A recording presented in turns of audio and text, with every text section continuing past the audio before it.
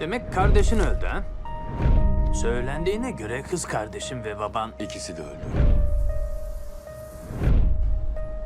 Ama annen hala hayatta değil mi? Kara elf tarafından öldürüldü. En iyi dostun. Kalbinden bıçaklandı. Sen bu özel öldürme görevine hazır olduğuna emin misin? Thanos sadece alçaklardan oluşan uzun bir kuyruğun sonunda ve intikamımı alacağım son kişi. Kader öyle istiyor.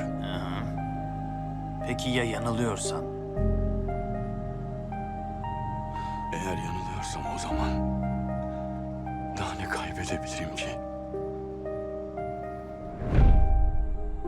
Seni seviyorum. Ben de seni seviyorum.